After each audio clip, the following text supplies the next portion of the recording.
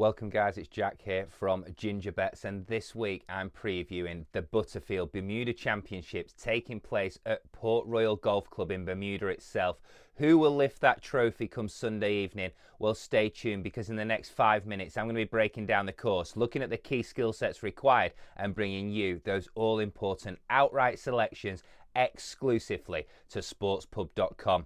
Before I get into this week's video, if you're not familiar with the sportspub.com homepage, head over there straight after this short video. There you'll find details on how to register for the full Ginger Bets Golf Betting Insights weekly package. This is one weekly package that's got your golf betting needs covered. Each and every week I break down the course, key skill sets required, and bring you the outrights like I do in this short video.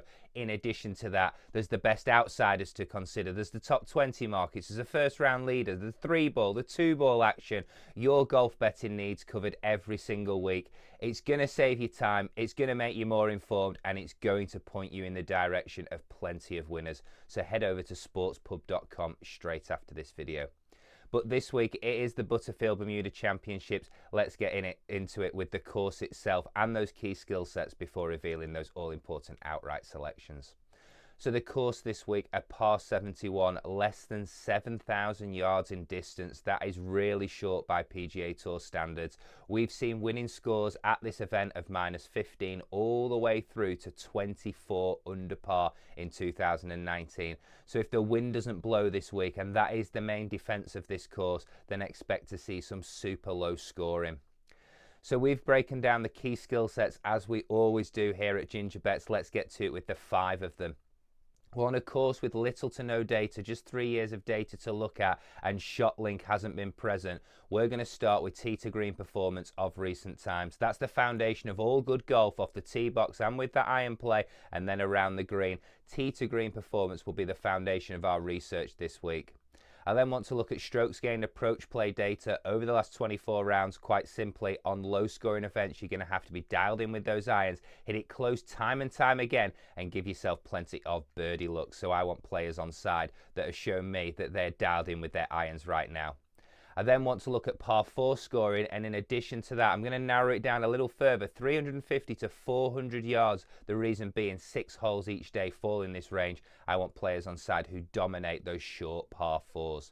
And then last but certainly not least, it's going to be strokes gained putting on the Bermuda grass putting surfaces that the players face this week. It's not to everyone's liking, so when making your final selections, perhaps pay attention to those players that perform really well on the Bermuda grass greens. So there are 5 key skill sets. That's a quick overview of the course. The bit that you all tune into, though, the outright selections coming your way. Let's get to it. We've got 4 of them this week, and headlining, those of you that have tuned into TikTok early in the week or headed over to the homepage will know that I'm really keen on Denny McCarthy, 16 to 1. BetMGM's the place. Let me quickly tell you why. Well, he's in the top 3 for par 4 scoring over the last 24 rounds on tour. He's 3rd for par 3 scoring, which shows his iron game's dialed in right now.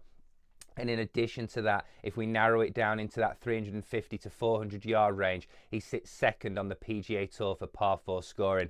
Topping it off though, a stat that I cannot ignore, he's the #1 putter in the whole of this field. And in a weak event, I believe, in a low scoring event, that's going to be of key importance. Headlining, Denny McCarthy, 16 to 1, but MGM is the place. Second up, a man from the UK who'll be really motivated this week with a Ryder Cup spot up for grabs in 12 months' time.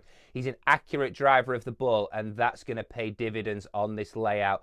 Driving accuracy is of importance. In addition to that, he's in the top 10 for strokes gained approach play over the last 24 rounds. He's in the top 10 for tee to green performance over the last 24 rounds. He's an elite level putter, and I believe Aaron Rai at 25 to 1, that's plus 2,500 with BetMGM, has an outstanding chance of challenging the top of the leaderboard come Sunday evening. So we've gone for 2 short players off the tee. I'm going to hit you with a super long player, slight in build, but hits it absolutely miles off the tee. 3rd selection of the week. I'll keep you waiting no longer. 28 to 1 plus 2,800. BetMGM's the place again. That will be Alex Smalley. He's in the top 10 over the last 24 rounds for strokes gained approach play, tee to green performance top 20, and on the par 4 scoring, those short ones we've touched upon. He ranks in the top 10 over the last 24 rounds on tour. Lots to like about his chance. He's an attacking golfer, young and hungry, and I believe he's got the ability to take down this tournament and lift that trophy on Sunday evening.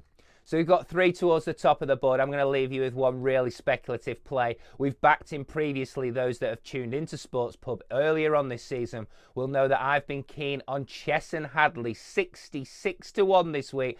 BetMGM's the place. That's plus 6,600.